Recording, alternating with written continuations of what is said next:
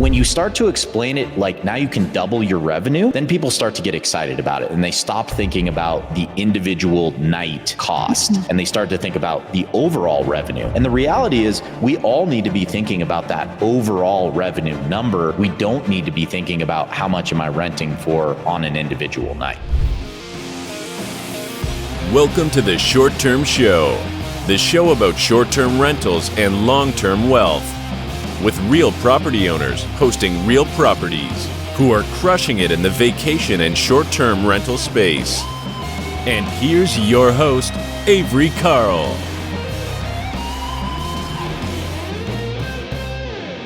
Hey y'all, welcome back to another episode of the Short Term Show. We are just cruising through 2025. We are getting to the end.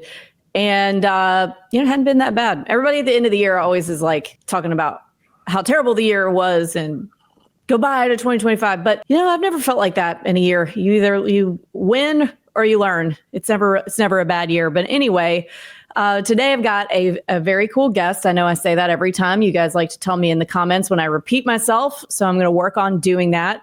But anyway, he is very cool. His name is Jake Cohen, and he does a lot of things in the short-term rental space, but he is very well-versed in revenue management, which a lot of y'all have a hard time with. So we've got Jake here. He's going to talk about some of that stuff. We're going to hear his story, and I am really excited to talk to him today. How's it going, Jake? Going great. Happy to be here. I've been following Avery. Gosh, it's probably been like 4 or 5 years, and I've actually done 2 transactions through her company. So kind of fun to, come full circle and now be a guest on the podcast that I listened to 5 years ago as I was figuring things out. Well, thank you very much for listening. And actually, one of those transactions is what gave me the idea to ask you to come on the podcast, because I saw your rental history and I was like, damn, this is really good. And it was a nice house, super nice house, but a lot of people go the other direction with that, where they've got a super nice house that should be doing a lot better. So that one was a joy to market because it had such good rental history. So how did you, first, I got a lot of questions about how you're so good at that, but first let's talk about how you got into short-term rentals and a little bit more about you. Sure. Yeah. I can give you some quick background. So, I grew up in Lake Tahoe, California, one of the most beautiful places in the world. If you've never been there, never have. It's definitely worth the visit. Absolutely gorgeous lake, and all the things you would want to do: skiing, hiking, biking. Anything outdoors basically is great there. It's become a very, very big tourist market. It's getting pretty busy now, so I don't get back that much. But my folks started a bed and breakfast when I was 10 years old. And so I lived on site at a bed and breakfast. So I always tell people that hospitality literally runs through my veins, because every day I woke up and went downstairs to go eat breakfast with all the guests, help serve a couple plates. In the afternoons, we were serving wine and appetizers by the lake. People have this connotation of like, oh, I'm good at hospitality. I'm like, I don't even think about hospitality. It is absolutely the only thing. When there are other people around, it's always being courteous and, all of that stuff. So anyways, I got my first taste of hospitality starting at 10, and then went to school at UC San Diego, majored in economics, minored in theater. Why those were the right combination at the time, I'm not 100% sure, but well-rounded, I guess. Yeah. Yeah. I mean, the funny thing now is I look back and I'm like, man, that has really shaped my life. Like now I have to be personable, be a theater presence to get my points across on revenue management, which is not necessarily the most interesting thing that most people want to do. But you also need the economics. You need to make the numbers work. After that, my parents had bought a second bed and breakfast down in Palm Springs, California. And their plan was to go back and forth. They had a manager. Manager left after a couple of months. I had just graduated college, and they said, hey, Jake, why don't you go run this place? I said, okay, I'll do it for a year or two, this is a retirement community. I don't want to be there forever. Really, really enjoyed my experience there professionally. I was elected to a whole bunch of hospitality boards. I was president of the Small Hotels of Palm Springs organization. actually won California Hotel and Lodging Association Manager of the Year award. So professionally, it was an amazing experience for me. But I was also like 22 to 27 years old. I was there for 5 years, and I started to realize I am never going to like find my wife in this environment. You know, it was a tennis and golf community, that kind of thing. Beautiful place. Love going back to visit, but it wasn't where I wanted to live. So I moved to Denver, and at the same time, my folks were getting a divorce, and my mom basically just said, I don't want to work anymore. They now had these two small, bed and breakfast hotel properties. And she said, I don't want to work anymore. And my dad said, well, I can't give you very much money. I haven't sold the properties. She took a bad deal, basically, financially. And I realized I needed to help my mom financially. So we decided to pair up and do some real estate investing together. We got into long-term rentals. This was like 2012. So Bigger Pockets was kind of like just kicking off in Denver. And I had moved to Denver. And I was like, man, I'm going to follow the Bigger Pockets. I'm going to have 1,000 doors and it's going to be amazing. And we bought a townhouse, then we bought a fourplex. We did big renovations, got them rented. And after a few years, we were kind of like, this sucks. It's like long-term rentals are not sexy. They're not fun. People are leaving junk cars in our parking lots and, painting on our walls. I don't know, just weird stuff. So we said, let's pivot out of this. Let's get back to something that we know better. And we bought our first short-term rental in 2016 in Steamboat Springs. And it was an up-down duplex. We again spent way too much money on a renovation, and I was interviewing property managers, and I was saying, "Hey, what do you think I can earn on this place?" And they all thought, "Oh, maybe $50,000." And I was like doing a $200,000 renovation on the property, and I was like, "There's no way I can only earn $50,000 on this." Like, if that's the case, I'm totally screwed, basically. So I said, "Well, I'm not going to believe these guys. I'm going to do it myself." And I kicked it off, and I got into revenue management right from the start. And I had been doing revenue management on a smaller scale with the hotels. I saw the big hotels around us in Palm Springs having a different price every single night. And me and my dad said, let's figure this out. Let's do our own dynamic pricing. And we signed up for like very complicated programs that were built for like Hyatt and Hilton and Marriott. And we were trying to apply it to our 10-room bed and breakfast properties. But we saw a huge gain in revenue when we did it. And I said, okay, I'm going to get into the pricing right away. And I had tons of success. We did $85,000 in our first year on that up-down duplex. We crushed all of the numbers that everyone said we could do. And from then on, that was like my number one thing, was pricing appropriately. And I didn't realize I was doing anything different until about 5 years later. I was a firefighter at the time. I was very, very busy. I had 2 kids, under 3. And all of a sudden I decided I need to get out of the fire department. I can't run both lives. I was running a real estate life and I was running my firefighting life. And we decided to pivot and go full-time into real estate. And I kind of just fell into the revenue management. Honestly, I did a presentation for 5 friends who were all really into short-term rentals, and they had been doing it for many years. And I assumed when I showed them what I was doing with pricing, they were going to be like, oh yeah, we're doing the same thing. We're doing lots of research. We're applying all these customizations. We have seasons. We have all this stuff. And everyone turned around after I had done this little 30-minute presentation. They're like, nope, we don't do any of that stuff. And I was like, really? None of you? So I took over one of my friend's portfolios for 3 months. I took over 5 of her properties, 5 different cities I had no experience in, and she had her best 3 months ever. And from then on, I was like, okay, this is something I got to double down on. And now Step BnB has over 400 listings that we manage. I have a course where I teach people how to do revenue management. So I apologize. That was a very long-winded explanation of how I got into this, but lots of context. That was actually really great. Super great. And honestly, Sandeep, if you're listening, so Sandeep Nanda was last week's episode, and I asked him one question, and he went, and it was, everything he said was super informative and like really interesting and cool how he got into it. One question, hour and a half. So if you know Sandeep, you're not. I love Sandeep. Yeah, he actually works with us on our revenue management. So yes, great guest. So yes, it's always I love guests who have a lot to say because it makes my job easier when y'all have so much great information for our listeners. So I appreciate that. Totally. So yeah, you grew up in a bed and breakfast. That's cool. Yeah. Yeah, it was a very interesting childhood. You know, there were some rules, like if my friends came over, like don't do the crazy stuff on our lawn, like go next door to the beach next door. So we lived on the lake. So it was incredible. Like my folks it was the ultimate house hack. They were like, how do we get to live on the lake in Lake Tahoe? And at the time, it was really expensive to buy a property on the lake. And they said, well, if we buy this property, we can take the front 3 bedrooms that look out on the lake and we'll sell the rest of them to other people.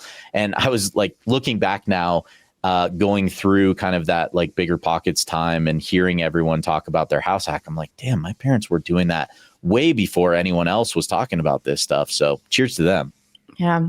The heyday of Bigger Pockets really was something. Oh yeah, phenomenal. I still follow Bigger Pockets. Scott Trench is still like one of my favorite people. I went to the same gym as him for a while, and like he sat down with me and my wife, and he was like 10 years younger than us, but somehow he still had more like experience and knowledge than we had on life. And I don't know, good stuff.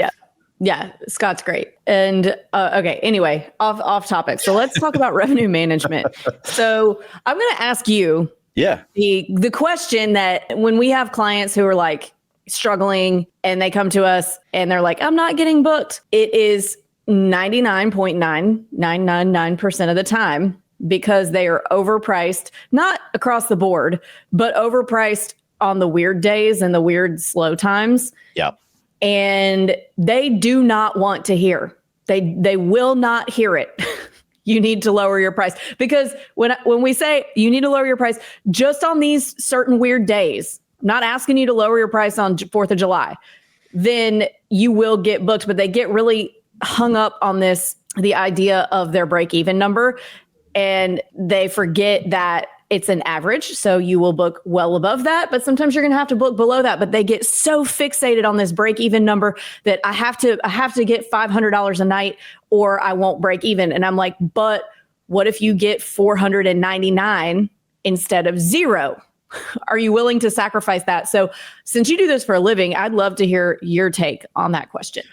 Oh man, I 100% agree with you. And I think what people get really stuck on is the per night cost, the per night price that they're putting out there. And they're not thinking about the bigger picture. So I always like to give an example, and I say, let's use your numbers of $500 a night. And we'll say, okay, you get $500 a night every night on the weekends, right? And most people are pretty good at booking the weekends. That's like your go-to time. So let's say, okay, you get 8 nights booked at $500 a night. Okay. And that's $4,000. And people are like, okay, yeah, I made $4,000. And I go, okay, but you have 5 days a week that are going empty every week, right?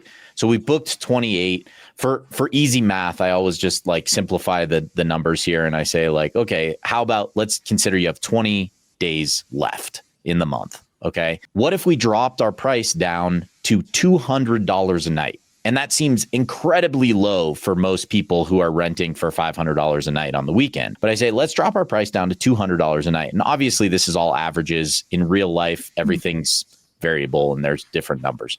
But I say, okay, 200 times 20 nights, if we could get every single night rented, that's another $4,000. You just doubled your revenue. And when you start to explain it in like, now you can double your revenue, then people start to get excited about it and they stop thinking about the individual night cost and they start to think about the overall revenue. And the reality is we all need to be thinking about that overall revenue number. We don't need to be thinking about how much am I renting for on an individual night. Have you ever read that book, The Gap and the Gain? Or have you heard of it? Yes. So people they live in the gap. They're looking at the number that they think they need to get and they're they're stuck on how much less they're getting than that, instead of focusing on how much more they'll be getting than zero if they just drop their price and look at it. So would you say that revenue management is largely like a mindset? And then absolutely, revenue management is a mindset, and it's one of our biggest struggles when we have clients come on board with us, is explaining to them, some people, we have a spreadsheet they fill out when they come on board with us, and we say, what is the minimum that you will take for this property? And then we start to get into it and we say, okay, well, that's like 50th percentile line in your market. Are you sure that's the lowest you will go? And we have to explain to them that if that's where we set our minimum, probably half of the days we're not even in competition. Like, people are not even going to consider your property because it's just priced too high. There's so many properties that are going to be priced lower that you're not even going to come up in the search. So I feel like it's one of those things that we have to explain very carefully to people and make sure that they understand that, that net gain, like the overall revenue, is more important than that individual price per night. And I think it's definitely a mental game, especially for people new in the industry, to get over that hump of saying, oh, I can't believe I'm going to rent this place for $200 a night. It's a $500 a night property. But, once you get over that hump and you see that nothing bad happened to your property, and a lot of times what we actually do with people is we say, look, if you're uncomfortable with this because you're worried you're going to rent one night at $200 a night, I understand that. That's kind of like scary to think about that. So I say, let's do something crazy and let's set like a 3-night minimum, so that you're going to get $600 for that reservation instead of just one night at $200. And once we get past that hump and they're like, oh, okay, these people are normal people, they're treating my house well, everything's good, then we can start to pare back our restriction and say, okay, let's go to 2-night minimum, let's go to a 1-night minimum, whatever, to get ourselves booked. Does that make sense? Absolutely. Yes. Yeah. Everything you're saying is just so great. It just clicks in my brain so well. And it's something that I guess I'm like, it's a catharsis of some PTSD that I have with trying to help people. And they're like, but no, my break even, I'm losing money at $200 a night, but you're not, because it's more than zero. Exactly. And you're just saying what I want to shout from the rooftops. And I love it. Thank you. I love when people come on my show and agree with me. Well, it sounds like we're on the same page, so I'm happy to come on and agree with you whenever you'd like. Yes. Okay. So we've talked about the biggest mistakes that people make. So if there's something that you want people to remember about, let's say the top 2 to 3 things, most important things about revenue management and doing it effectively, what would you tell them? Yeah. My biggest rule of thumb is to keep things simple first. So don't build in a whole bunch of restrictions and rules into your pricing program until there's a problem that you have to correct. So unfortunately, where we are in life is a lot of us get into whatever we're interested in by watching YouTube videos or listening to podcasts. And I absolutely love YouTube videos. I absolutely love podcasts. However, we have to build in some context when we hear things on these programs. So, you hear something on a program that they say, for a beach market, you should be doing a 7-night minimum, Saturday to Saturday, check in, check out. That kills me. It kills me. Yes. We get a lot of that around here in Destin. Right. And so people launch their property, they have 0 reviews, they have no history. And they're like, well, I'm starting off with a 7-night minimum, Saturday to Saturday check-in. I'm like, I promise you, this is the quickest way to fail. No one is going to book your property for 7 nights when you have no reviews, no history, no anything. They don't trust you yet. You've got to build that first. So I always tell people, first thing, that first time when you launch your new property, try and go in with a 1-night minimum. Try and go in with as few restrictions as possible and keep your prices low. As soon as you get a couple bookings, start bringing your price up. Start adding the restrictions that you want to put into place. But don't do that from day one. Make sure you start with the simplicity. And this is what I always tell people. If you have a problem, then find a way to fix it. So, for example, if you notice during the summer, your busiest season in your beach market, you are constantly having people check out on Saturday morning, and then you're not booking Saturday night. Then you can put in a no checkout rule on Saturday to solve that problem. But don't put it into place until you have that problem. Like, get yourself successful, then realize you have a problem, then deal with it. Yeah, love that. Another one that I want to piggyback on that is the 3-night minimum. Like it's not a 7-night minimum that's really, cutting you off at the legs, but the 3-night minimum, especially for smaller properties in the off season, guys, weekends are 2 nights. So if you've got a small property in the off season, a 3-night minimum is not helping you. And I think that's such a small night minimum. I think so many people don't think about that weekend thing. They're like, why am I not getting booked? My minimum night stay is not that high. You got to keep it to where people can book your weekends. And I think, especially with where we are in the market with coming out of the other side of COVID, I know I was in this before COVID and you were in this before COVID, but a lot of people weren't in this before COVID, and they're still thinking that people are going to book those 3 or 4 nights on the weekends, even during the off season. And the reality is people can't take an extra day or 2 off anymore. So I think that's been a big shift as well, where our seasonality is really reverting back to norms. So people are traveling during the summer, they're traveling at spring break, they're traveling during the holidays, but there's not nearly as much business midweek and off season. And there's been this huge reversion to that. And man, it's so hard to explain that to people who weren't in it before COVID, but that's just normal. Like, that's not abnormal, it's normal. And so I'm a big fan. Anytime you have a high season, feel free to put, the 3-night minimum on the weekends, for example, but realize probably like 3 months is high season. And the other 9 months of the year is probably not high season, and those you should have less restrictions. And the lower the restrictions, the more Airbnb shows you in the search, and that allows you to get booked. So a lot of people talk about you have to be on page 1, right? Well, the best way to get to page 1 is removing as many restrictions as possible. Airbnb wants you available as many nights as possible for people to book. And I think the other tip I'll give is there's a huge range between what you can charge midweek off season and, Christmas week, high season, whatever it is that is your highest week.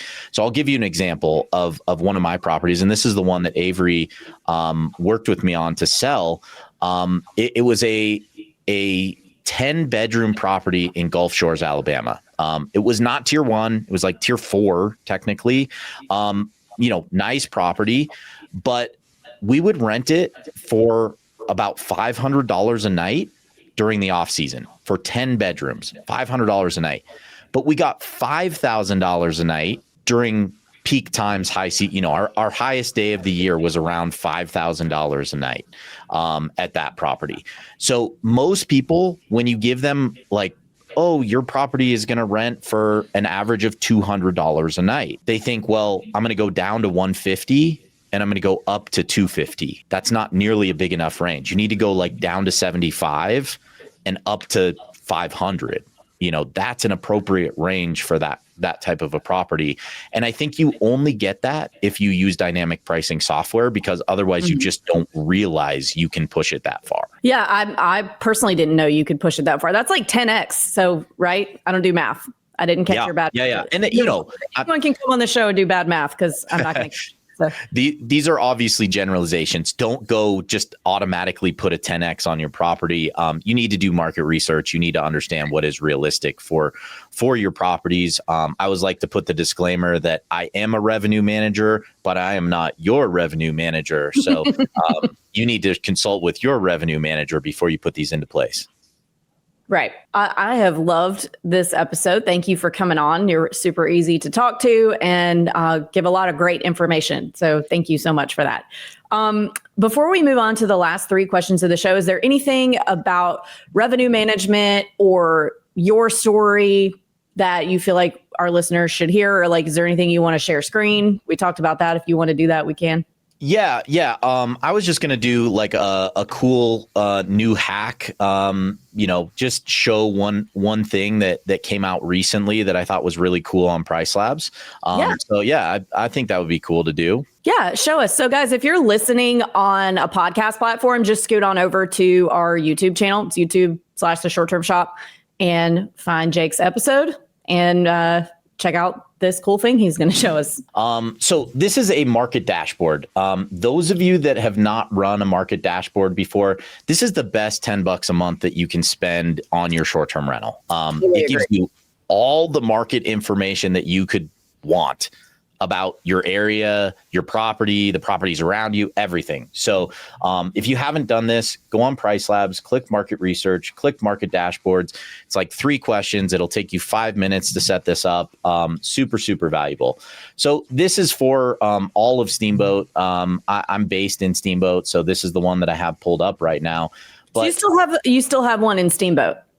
Yeah, I'm actually renovating it right now. It was a 7-bedroom triplex, and I'm renovating it into a 6-bedroom, mostly single family home style setup. I just realized there was so much more demand for the bigger property than there were for the individual small properties, because I'm like one of 10 now, as opposed to one of 1,000, in the other categories that I was in. Okay. So I'm super stoked. I'm using a designer. I'm doing everything the way I should have done it from the beginning, but didn't do. So I'm stoked on it. All right. So what I wanted to show you guys is a really cool section that they've added here. This is called length of stay and booking window patterns. They added something on here where you can now select by month. And this is so cool to me because now I can dig in on a particular season and what I want to learn about that particular season. So in Steamboat, our high season is December through March. So I'm going to click out everything else. I'll give you a quick example of what this looks like. And then down at the bottom here, it always defaults to booked nights. Go to booked nights by length of stay and booking window, and you click apply. Okay, this first section here says recent bookings. Ignore that. Go down to the second part here where it says stay months. Okay. This breaks down your booked nights by length, by booking window on this graph. And then this one is booked nights by length of stay. So we can see how long are people booking stays for in this particular market.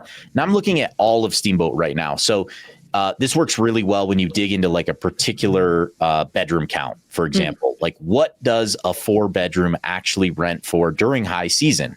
And what you can see is, like half of the reservations are 7 nights. That's incredible. So what it gives you is the ability to say we see, you can see here that there's kind of a drop off in number of bookings inside of 2 weeks. So I don't want to prioritize getting my bookings within these last 2 weeks. I want to prioritize them further out because that's when people want to book in this market. Same thing here. You can see that there's kind of a, if we called this a bell curve, you would say that the top of the bell is at 4 days. So I don't want to go into this market and take a 2-night booking 6 months out because there's potential for me to get a 4 or 5+ night booking in this market. So I feel like this is one of those cool, really, really cool things that you can now break down. What does it look like at 2 to 4 months out? What are people actually booking? And one of the things that's really cool is you can like subtract out all of the, things further out than that. Okay, what is actually happening 2 to 4 months plus out? What are people booking? And, again, you can see now it's the vast majority are booking 5-night stays. So I just love this. It's one of those cool things that they just released. The other thing that I really like to do is pair this with this graph up above. A lot of people don't realize that you can actually slide this graph and you can look at whatever period of time that you want. So if we look at last winter, which is our high season, this gives you a very similar breakdown. So you can see the 29 plus day stays, the 15 to 28 day stays, the 7 to 14, the 5 to 6, the 3 to 4. And what the amazing thing is when you start to dig into these graphs is you realize there is hardly anyone booking 1 and 2 day stays. I don't want to focus on 1 and 2 day stays in this market and, let someone book that super far out and then lose my ability to get a longer stay. This is very. So what do you do there then with your minimum night stay? Well, yeah, this is this is kind of like all bedroom counts. But if I was looking at a graph like this, even if I had a 1 bedroom property, I would probably have a 3 night minimum, more than probably a month out. And I'd probably have like a 4 night minimum more than 3 months out, because I know that there's demand for that. Mm-hmm. And you don't want to clog up your calendar and with a bunch of 2 night stays and block the 3+ night people from being able to book when there's demand there. Exactly. And I'll be the first person to open up my calendar and say, give me a 1 night or a 2 night stay as we get close in. I will take those all day once we get close in. But what you'll realize is if you take those longer stays further out, it puts you in the driver's seat, where now I only have like 2 days to fill between my bigger reservations, instead of being in a situation of now you have like 20 different check-in, check-outs throughout the month. It makes it really hard, and your cleaners are overwhelmed during high season.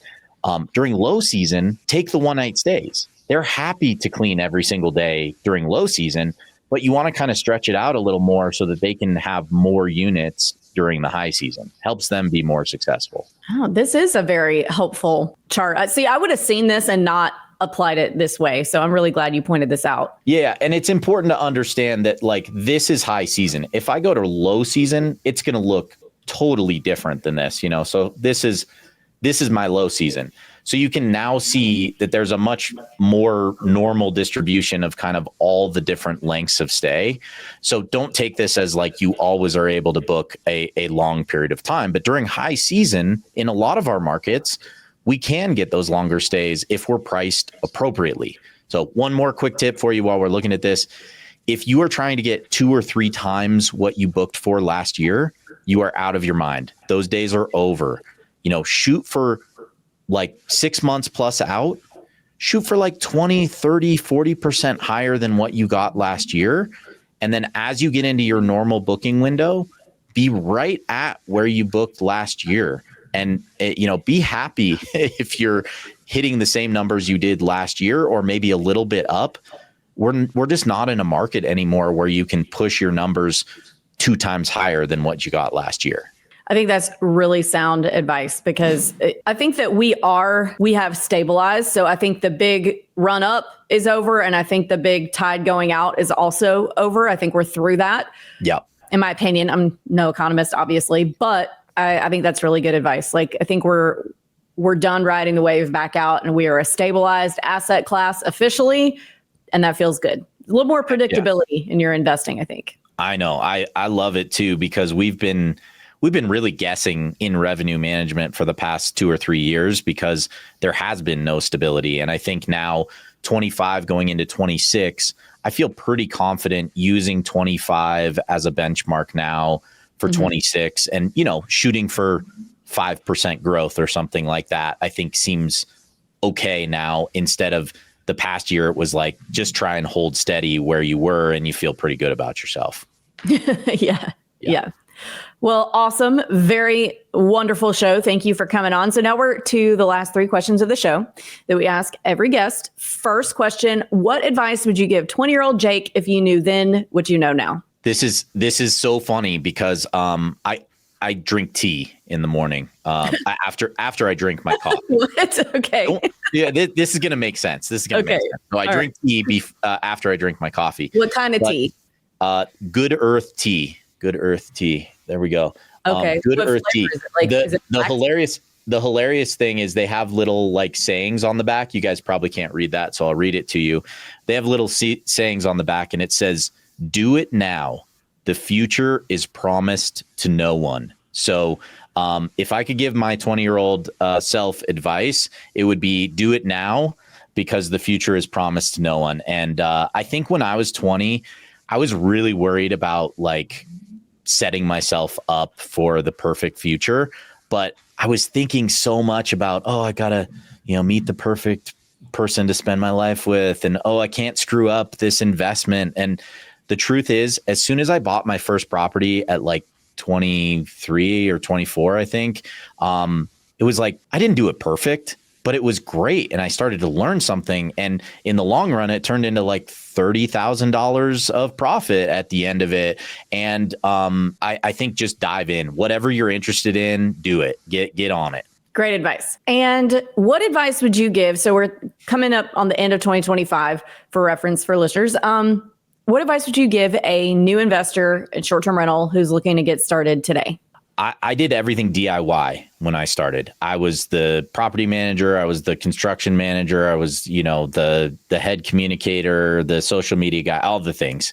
And what I realize now after almost 10 years in this is I wasn't very good, especially at certain things like design and photography and things like that. I really should have hired someone else to do those things. And now I am hiring people to do all of those things and realize that, time is money. I think, one of the big underrated things is like hiring someone to set up your property, for example. You spend 2 months flying back and forth. I was just at a mastermind meeting with one of my buddies, Chris, and we were talking through like how much extra time and effort does it take for him to go set up the property, hire handyman, get all the stuff set up versus hiring a service, like Kim Fitzpatrick or something like that. And she comes out and in a week you are up and running. So this reno that I'm doing on my property in Steamboat, I hired Paige Hayes to do the design. I'm hiring Kim to come out and do the setup. I'm hiring, Andrew to come out and do photography. Like, all of the things that I've heard all along that I've never done myself. And I'm like, God, it is so amazing to have someone actually do this the right way for me instead of me backpedaling and screwing up the whole time. Yep. That's a good group of folks you got there. And yeah, I think we all kind of have to DIY at first. And some of us are better at it than I can't do design. Like I get shoved on panels at conferences because I am gender profiled to talk about design. And I'm like, God, I don't fucking know. I don't. Yeah. I hired somebody else to do this. So yeah. and spend so much money. Right. I think the bigger advice is like, if you don't know how to do something, either, find someone who will teach you how to do it, or find someone that will do it for you. And this is all aspects of your business, and it doesn't have to be all at once. I agree with you. Like when you first start out, you've got $50K in the bank, and you don't have the money necessarily to hire someone to do everything. And I think there's a lot that you can learn by actually trying to do everything yourself in the beginning. But just realize that once you get past that initial push, let's learn how to do this the right way. Totally agree. And last question, what's your favorite book that's impacted your mindset? Two that really come off the page for me. I had a big shift from who, not how. Mm-hmm. Again, same exact thing we were just talking about, where I was thinking I had to do everything myself if I was going to get it done the right way. I now have a team of 10 at Step BnB, our revenue management company. And it is so freeing and amazing to know that I can, like, my mom had surgery on Thursday last week, and I was just like, hey guys, like, I can't be around for a few days. I need you guys to take care of things. And amazing when you put your trust into people and you trust their abilities and you allow them to do the great things that they can do. The second one for me is profit first. Profit first, not so much the actual implementation. I know a lot of people debate this about, I don't really want to have 5 accounts for every single property and, all that. I don't care about the actual implementation of it, but just the mindset of pay yourself something when you start a business. I'd started like 5 businesses, paid myself nothing for the first number of years of each of those businesses. And I can only imagine that I would have been so much more successful if I was getting something out of the business as opposed to just scraping by, trying to, work another job or whatever I was trying to do at the time. And so I love the mindset of just like pay yourself something so that you are rewarded for all the hard work that you've done. Great recommendations. And last, Jake, where can our followers, listeners, subscribers, whatever, too much social media, where can everybody find you, follow you, all that fun stuff? Yeah, definitely. Easiest way to get in touch with me or my team, if you need help with revenue management or you want coaching on revenue management, is our website, stepbnb.com. We do have a really cool group Facebook page where we talk about revenue management. There's no fee to be part of it. It's just a free page. It's at Price Your STR. So, just type in Price Your STR on Facebook and that will get you there. We do have social media pages at Step BnB on Instagram, Facebook, YouTube. So check us out on those. I love doing videos. I love coaching. If you want me to come speak to your group, be happy to do that. Just reach out to me. Probably Facebook is the easiest way to get in touch. Awesome. Well, thank you so much for coming on your wealth of knowledge today. And guys, we'll see you next week.